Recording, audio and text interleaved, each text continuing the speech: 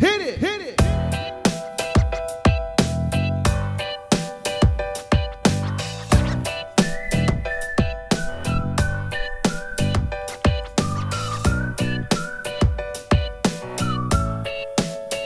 Hi, I'm Marley Bird. Welcome to the Marley Bird YouTube channel.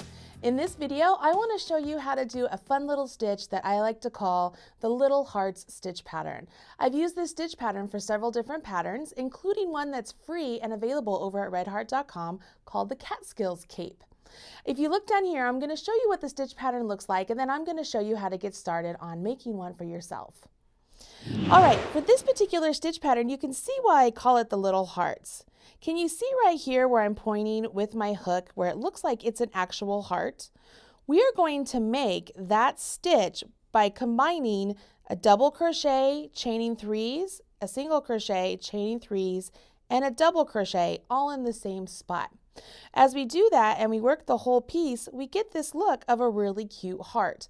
This is a great pattern that you could absolutely use for maybe a little blanket or for this particular cape. As you can see, as it all gets opened up, this is the top of the cape, this is the body, and then there's this nice fringe. If you want to look at a video for the cape, which is the Catskills Cape, please check out the videos over at redheart.com or right here on this YouTube channel, Marley Bird. Let me get you started for this particular stitch pattern. Today, I'm going to be using Red Heart with Love yarn. It's a basic worsted Aran weight yarn. It's a medium 4 weight yarn, and I'm using a size H crochet hook, which is a 5mm crochet hook. I am going to get my pattern, which is available again at redheart.com, or if you click that link right there, I will give you the link direct to the pattern, so you are good to go there. And let's get started. Oh, I forgot. I want to make sure you get some stitch markers. I like stitch markers. I use them all the time. It really is going to help you know where the first and the last stitch of your row is, so it will make your crocheting so much better. Now let's get started. I'm going to scooch this out of the way. To begin with, we want to do a chain of 47. The reason I'm doing 47 is it gives you a really good sample swatch to get started on. And if you decide to take this stitch pattern and use it for something different than the Catskills Cape, maybe you want to make a blanket or whatever it may be, this will give you a chance to really see how big this fabric is going to be for you and how much it will stretch with the yarn you're using and the hook you're using. So it's a good number to begin with. I put a slip knot on my hook and I'm going to begin to do 47 chains. If you need a refresher on how to do the slip knot or the chain stitch, go ahead and take a look right here on the Marley Bird channel. I've done several videos showing you how to do all of them. Now all I'm going to do is I'm going to crochet along 47 times. Now 1, 2, 3, 4, 5, 6, 7, 8, 9, 10, 11, 12, 13. If you notice as I move along, because this is going to be a long chain, 14, 15, 16, 17, I'm constantly resting my thumb on the face of the chains right there. And that just really makes it so that the chain stitches lay nice and flat. And so when I go back to work into them, I don't have to worry about them twisting up on me and not knowing where my final row is. So that makes it look really good. Now I've already lost count. 1, 2, 3, 4, 5, 6, 7, 8, 9, 10, 11, 12, 13, 14, 15, 16, 17. 18, 19, 20, 21, 22, 23, 24, 25, 26. And you'll see I keep moving up my thumb each time to hold my place and to make sure it's set.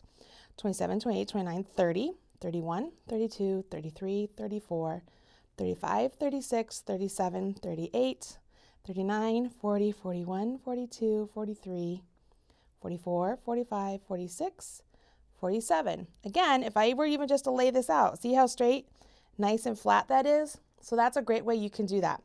Now the instructions say that we are going to put a double crochet into the 6th chain from hook. So you never count the loop that is on your hook. We're going to go 1, 2, 3, 4, 5, 6.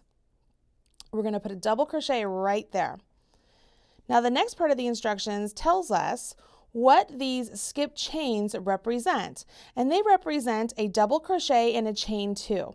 So knowing that I'm going to be putting my last stitch of the next row into the top of the double crochet represented chain, I'm going to go ahead and take my marker and I'm going to mark the 3rd chain. So 1, 2, 3. So it's the 3rd chain. Another way to view that is if this is the chain, a chain 1, chain 2, and then these next 3 represent our double crochet. I'm marking the top of that double crochet. So I've done my double crochet. I'm going to chain 3, 1, 2, 3. I'm going to do a single crochet in the next chain, chain 3, and I'm going to put a double crochet in the next chain.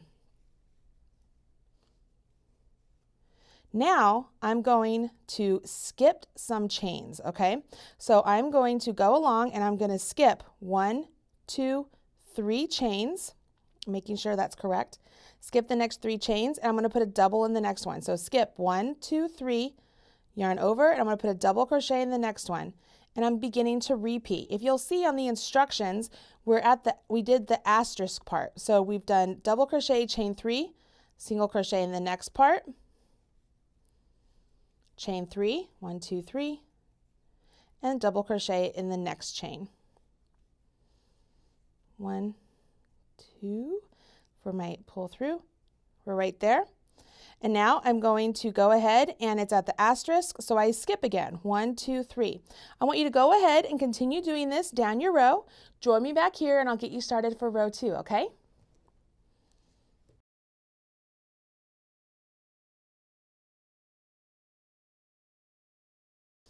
Okay, so we are at the end of row 1, and this is what you should have on your hook. So we have our beginning section with our marked stitch right there, and then we've begun doing our little heart stitches all the way down the row. For row 2, it says we're going to begin with a chain 3.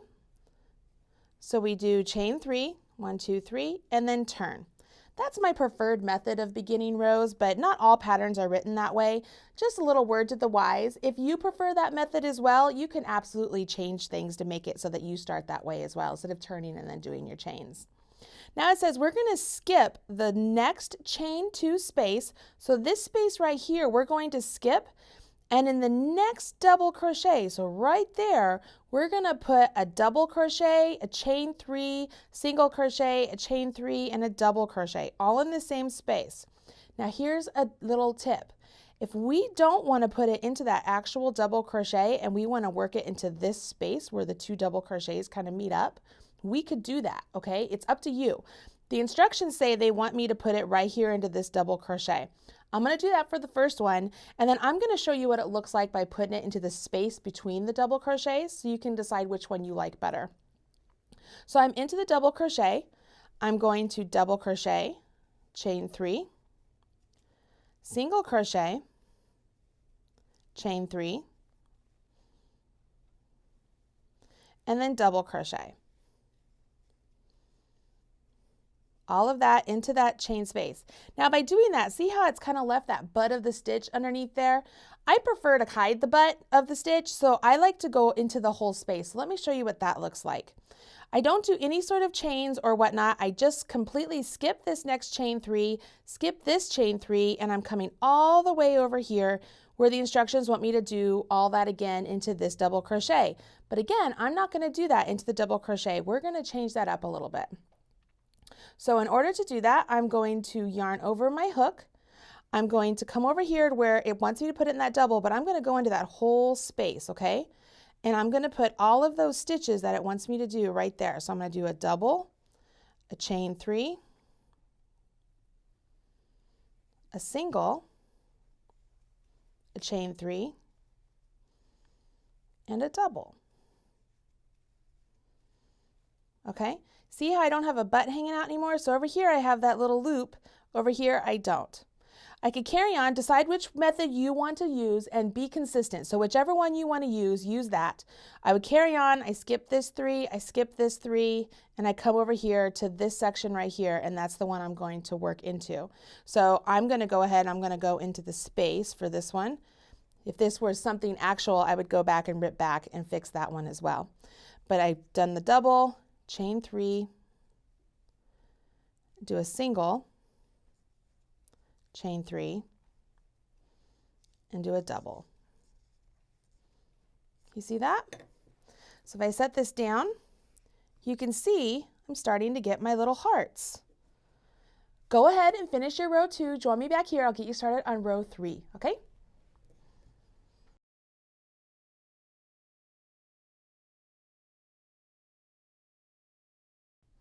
Okay, so you're at the end of row 2, getting ready to start row 3.